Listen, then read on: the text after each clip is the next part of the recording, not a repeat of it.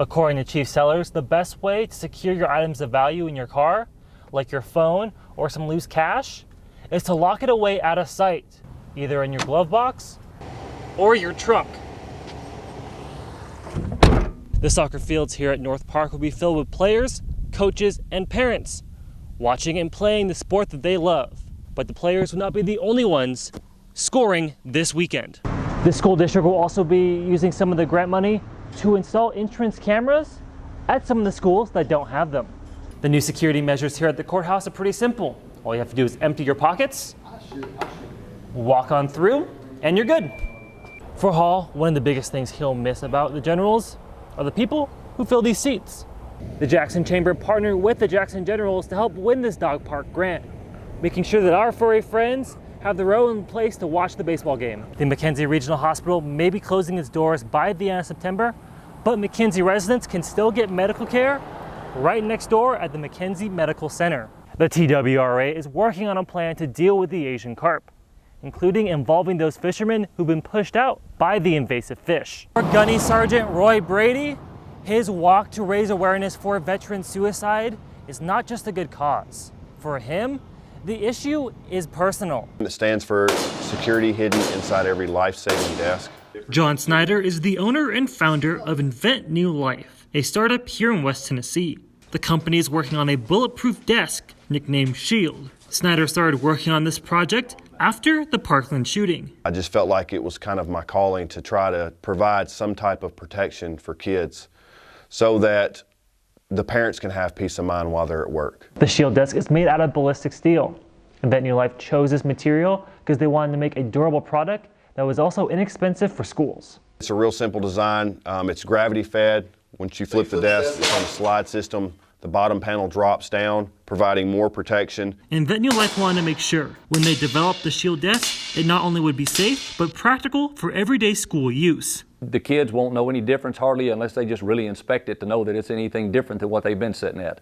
The weight is a little bit of a difference, but kids don't pick up their desk and walk around with them, so we don't have to worry about that. Kirby says for such a simple design, he and the rest of the Invent New Life team believe the Shield desk could end up saving lives in the event of another school shooting. It's not a matter of if it's going to happen again, it is a matter of when and where. So the school systems are going to need to be proactive in trying to defend and protect the kids as best they can. In Jackson 439 News, I'm Jackson Overstreet. Good evening, folks. Jackson Overstreet here, and we're here with Phil Bryant from the Madison County Election Commission. Sure. So Phil, talk to us a little bit. How did Election Day go today? Election Day was very, very busy. We had a lot of people come in today and vote. We had about 19,000 people that voted early, and we had a lot of people show up today. So turnout was very strong. Good evening. I'm Jackson Overstreet, and I'm here on Lane College's campus, set to get ready for the 2018 Governor's Forum on Rural Issues. Now, tonight's forum will feature 4 of the major candidates for the governor position. Josh, Meredith, I'm here at the 163rd Annual West Tennessee State Fair. You know, tonight's shaping up to be a really good night. I'm here with Michelle Mayer from the fair. So, Michelle, tell us what's going on tonight. Well, first of all, we have excellent weather. We could not have asked for any better weather for the fair. Hands, feet. Hands, feet. Violet Wright is just like any 4-year-old girl. Playful, full of life, and involved in a myriad of activities. She likes to dance and ride horses, as well as hang out with her big sister. However, it wasn't always like this. The doctor told us, you know, it's something in her brain and it could be something very serious. He's like, it could be Dandy Walker syndrome. And Dandy Walker syndrome it was. Violet was born with a cyst at the base of her brain.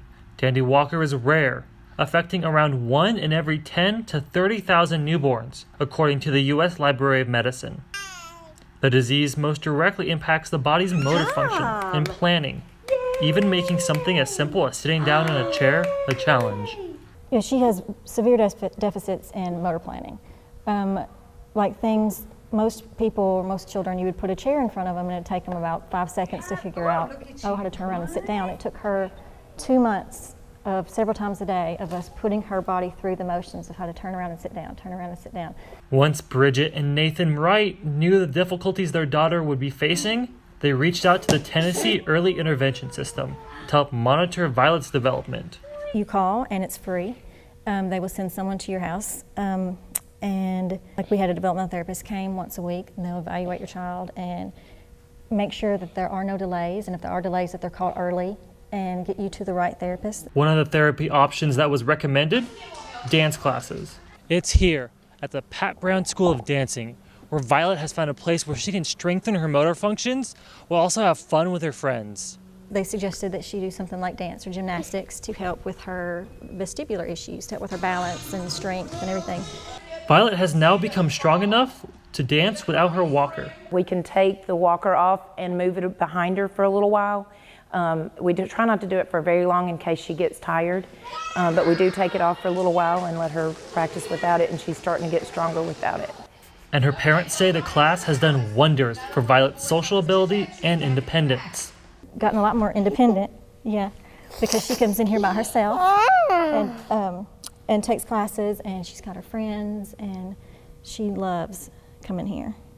As much as she's gained from the dance class, Violet is giving back just as much to her class. Knowing where she came from and where she is and what she's been told, she has taught me a lot about never giving up. The Wrights have a message for any parent who may have a kid suffering from Dandy Walker or any other health issue.